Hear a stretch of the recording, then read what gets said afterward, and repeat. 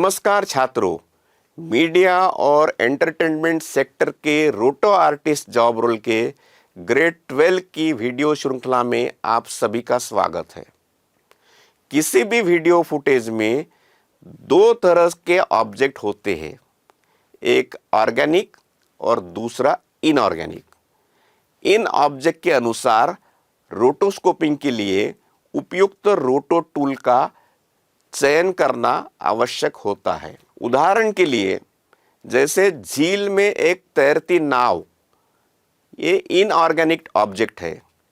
इसकी रोटोस्कोपिंग के लिए आप बेजियर टूल का उपयोग कर सकते हैं, जबकि मानव शरीर का अंग या शेप ऑर्गेनिक होता है।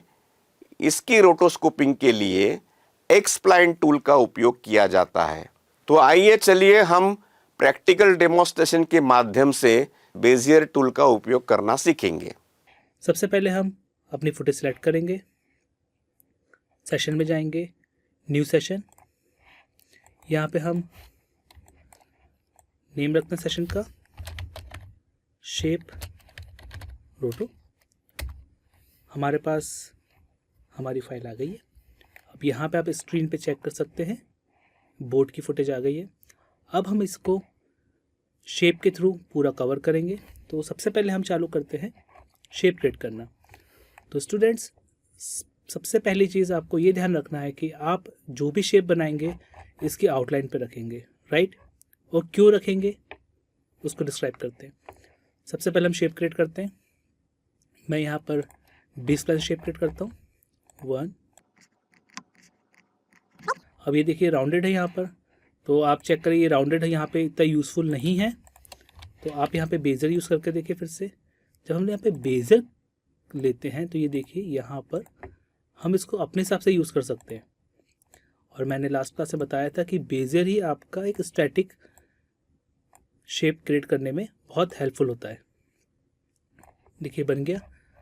तो यहाँ पर आप एक चीज़ नोटिस करना कि ये जो पॉइंट है या ये जो शेप है, इस लाइन पे हमें कहाँ रखना है। तो स्टूडेंट्स, एक चीज़ ध्यान रखनी है हमको कि आप जब भी कोई भी रोटो के लिए शेप बनाएंगे तो उसको हमेशा हार्ड मास्क पे रखिए। मतलब जो चीज़ ब्लर के अंदर है, ये आपका ब्लर दिख रहा है, जो चीज़ ब्लर के अंदर है हमें उसको वहाँ पर रखना है, जैसे कि यहाँ पर, राइट। और जो चीज़ ब्लर के बाहर आएगी वो होती है हमारी सॉफ्ट मास्क। तो हमें हमेशा हार्ड मास्क पे रखना है, ना कि सॉफ्ट मास्क पे, क्योंकि सॉफ्ट मास्क हमारा यूज़ होता है मोशन ब्लर के लिए। तो अगर ये फुटेज मूवेबल है, ये बोट मूवेबल है, तो ये सॉफ्ट मास्क चेंज होता रहेगा, लेकिन इसका हार्ड मास्क वहीं के वहीं रहेगा। मीन्स ये हार्ड एरिया है वो बोट का ही है, लेकिन सॉफ्ट में पीछे का बैकग्राउंड भी ऐड होता है। तो हमें क्या करना है, हम यहाँ पे इसको रख लेते हैं और इसको हम हार्ड पे रखेंगे। अब यहाँ पे भी नोटिस करिए, हम इसको हार्ड पे रखेंगे और यहाँ पर भी थोड़ा सा नीचे कर देंगे, हार्ड पे रखेंगे। सेम एज यहाँ पे चेक करिए, इसको भी हम हार्ड पे रखेंगे। ये देखिए, अब इसके बाहर हमारे पास सॉफ्ट है और अंदर की तरफ फुल कलर वैल्यू है, मतलब वो हार्ड है। तो हमें शेप को इस टाइप से लेना है। देन हम नीचे भी लेंगे, फिर से बेजर का यूज़ करते हैं।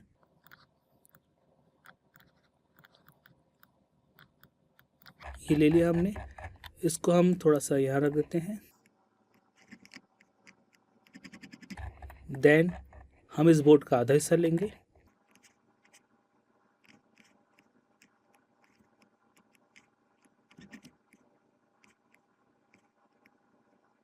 राइट। ये देखिए यहाँ पे आ चुका है। और फिर हम इस एरिया को लेते हैं,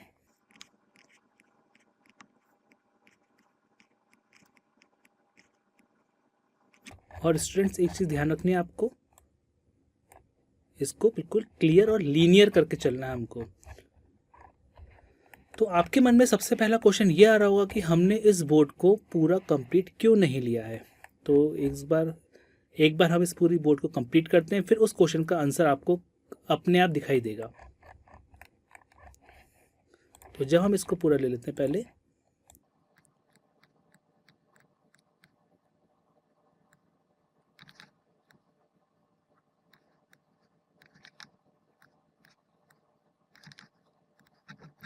राइट, ये हमारे पास पूरा आ गया है। तो सबसे बड़ी चीज़ है कि हमने इसको अलग अलग क्यों लिया है। तो हम इसको ऑफ करते शेप्स को। अगर आप इसको देखेंगे तो ये देखिए बोट हमारी रोटेट हो गई है। तो रोटेट होते टाइम आपको क्या दिखाई दिया, ये वाला एरिया अपने राइट हैंड साइड मूव हुआ है और ये वाला लेफ्ट हैंड साइड मूव हुआ है। तो यहाँ पर जो बीच की लेंथ थी वो कम हो गई। अगर हम इसको एक ही शेप लेते तो क्या होता, हमें पूरा एनिमेट करना पड़ता, मतलब हमें पूरा शेप को एनिमेट करना पड़ता। अब हमने क्या किया, इसके पार्ट्स ले लिए। फॉर एग्जांपल जैसे ये वाला पार्ट है ऊपर का, तो जब हम इसको मूव करेंगे तो ये इधर मूव होता है, ऊपर के ही पार्ट को मूव करना पड़ेगा, ना कि हमें पूरे शेप से हमको ऊपर का ही पार्ट को मूव करना पड़ेगा, ना कि हमको पूरे शेप को एनिमेट करना पड़ेगा। तो यहाँ पे फ़ायदा सबसे ज़्यादा ये मिलता है कि अगर आप किसी भी शेप को ब्रेक करके चलेंगे तो वो ज़्यादा इफेक्टिव और परफेक्ट रोटो करके देगा और उसमें टाइम कंजप्शन कम होगा। अब जैसे शेप आ गई, ये हमने बेजर से लिया, राइट।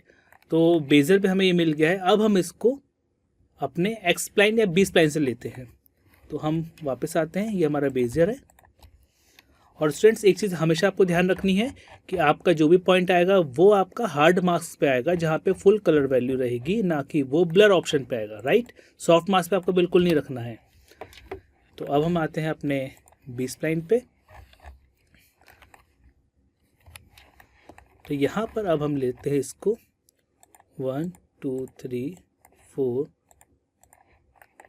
जैसे मान लीजिए मैंने इतना इसको ले लिया, राइट। ये कर्वी है तो पॉइंट ऐड कर लेंगे। हमने पॉइंट ऐड कर लिया, यहाँ पे पॉइंट ऐड कर लिया। अब ये देखिए कर्वी आ रहा है, थोड़ा सा नीचे किया इसको।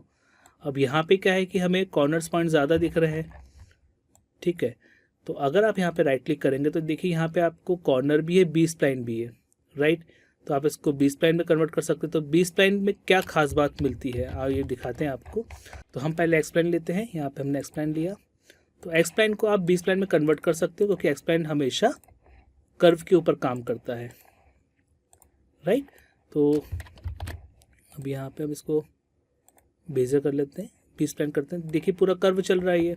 हम इसको कार्डियल कर देंगे तो देखिए ओवरले हो गया इसके अंदर, लेकिन यहाँ पे हैंडल नहीं मिला हमको। तो सबसे इम्पॉर्टेंट चीज़ ये है कि आप किसी भी टूल को यूज़ करते हैं तो यहाँ पे आपके पास हैंडल नहीं मिलता, और कभी कभार आपको हैंडल की ज़्यादा रिक्वायरमेंट होती है। तो हमें ये करना चाहिए कि हम मोस्टली स्टैटिक चीज़ों को हम बेजियर से निकालें।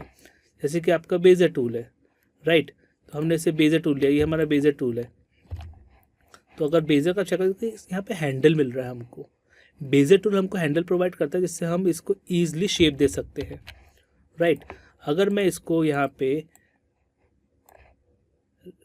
आपका रीशेप टूल से यूज़ करूँ तो देखिए यहाँ पे हमें दिक्कत होगी थोड़ी सी, क्योंकि कर्व है यहाँ पर, राइट। और यहाँ पे अगर आप इसको राइट क्लिक करके चेक करें तो आप कॉर्नर कर सकते हैं। फिर आप इसको लीनियर करेंगे दोबारा, तो यहाँ पे चेक करें लीनियर आ रहा है क्या, नहीं आ रहा है, यहाँ पे कार्डियल है, राइट। कुछ चीज़ें ऐसी जो कि हमें दिक्कत करती हैं, इसलिए स्टैटिक चीज़ों को आप क्या कर सकते हैं, आप इसको आराम से बेजर से कंप्लीट करिए। अब मुझे इसको सही करना है तो मैं इसको बी स्प्लाइन से ले सकता हूँ। ये देखिए कर्व आ गया तो मैं यहाँ पे कर्व सेट करूँगा। अगर मुझे कुछ प्रॉब्लम आती है तो मैं इसको कार्डियल ले लूँगा, तो कार्डियल ऊपर तक निकल गया, इसको सेट ऐसे करेंगे। तो ये कॉर्नर पॉइंट यहाँ नहीं मिल रहा तो हम इसको फिर कॉर्नर कर देंगे। कॉर्नर करके देखिए हमने यहाँ लगा दिया। अब इसको यूज़ करना है, राइट क्लिक करके कॉर्नर कर दिया, ये यहाँ पर आ गया। अब यहाँ पे कर्व है तो हम इस कर्व को मेंटेन कर सकते हैं। ये देखिए यहाँ पर ये कॉर्नर पे आएगा। फिर इसके बाद यहाँ पे कर्व है, ये मेंटेन किया, ये उठ गया है, ऑल्ट प्रेस करके एक और कर्व दिया, ये नीचे कर दिया, तो ये हमारा कर्व मेंटेन हो गया। लेकिन हमको इसको सॉल्व करने के लिए बहुत ज़्यादा टाइम लगा है, तो हम इसलिए एक्स स्प्लाइन बी स्प्लाइन का यूज़ ना करते हुए बेजर का यूज़ करते हैं इस टाइप के शेप में। लेकिन अगर हमारे पास हमारा ह्यूमन कैरेक्टर रहता है तो उसके अंदर कर्व ज़्यादा होते तो हम उसको यूज़ कर सकते हैं। तो अभी आप इस शेप को चेक करिए, हम फिर से इसको बनाते हैं अपने बेजर टूल से। तो बेजर से लिया हमने, हम फिर से इसको बना देते हैं यहीं पे,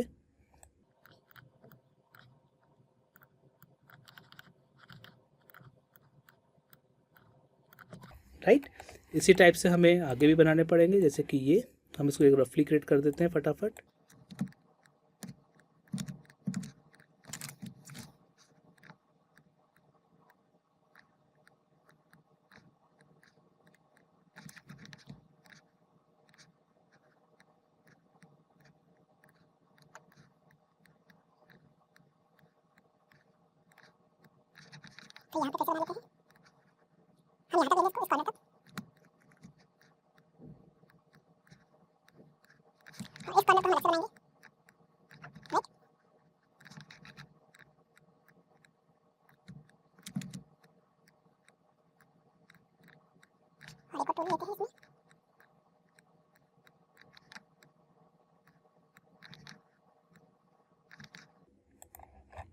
राइट। तो हमारे पास ये आ गया। इसको अब ये हमारे पास आ गया है। अब इसको हमें देखना है कैसा है ये, तो आप यहाँ पे चेक कर सकते हैं। आउटपुट है हमारे पास, फोरग्राउंड है, कलर कॉम्प में देखिए यहाँ पे आ चुका है। और इसको हम ऑफ करते देखिए पूरी की पूरी बोट हमारी सिलेक्ट हो चुकी है। तो कलर कॉम्प हमको दिखा रहा है कि आपने क्या मास्क किया है।